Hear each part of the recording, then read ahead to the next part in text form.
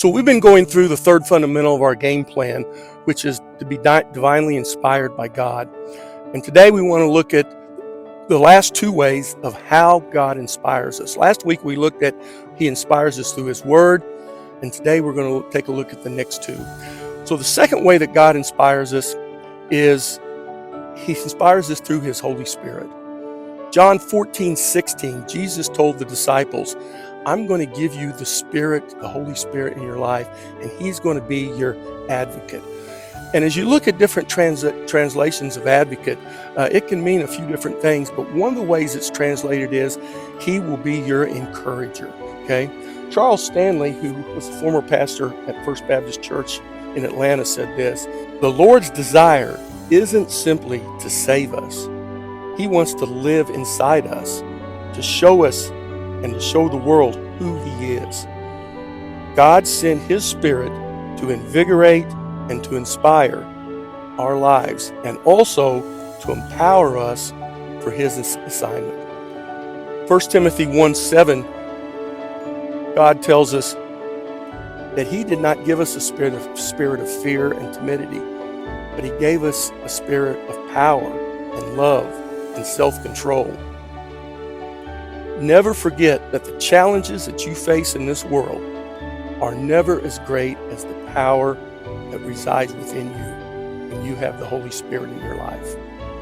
The third way that we are inspired is when we remember. Remembering is a powerful tool for living an encouraged and strengthened life. When we remember how God has worked in our lives, it reminds us of who He is, that He is sovereign, He's all-powerful, that He cares, that He is a good God. And it also reminds us of how God has worked in our lives. I can think back numerous times of things that I know that God has been with me in and has taken me through, and it gives me great inspiration to know how God can work in my life and others. In the book of Deuteronomy, Moses 21 times told the people of Israel, remember. He kept saying, remember what God did for you, bringing you out of Egypt. Remember how He took you through the Red Sea. Remember how He brought water from a rock. He was constantly reminding the people to remember who God is and how He works. David remembered. We know the story of David and Goliath. But Saul, who was the king of Israel, did not want David to go fight Goliath. He thought he was too young, too weak, that he would never win. But David told Saul, he said, I was a shepherd. And he said, when a bear came after my sheep, he says, I would strike it and kill it. And he said, when a lion came after my sheep, I would defeat it and kill it. And he says, God led me, God strengthened me to kill the bear and the lion to protect my sheep. And he says, God will protect me now. And sure enough, we know David went out. We know that he slew Goliath, and the Philistines ran in fear.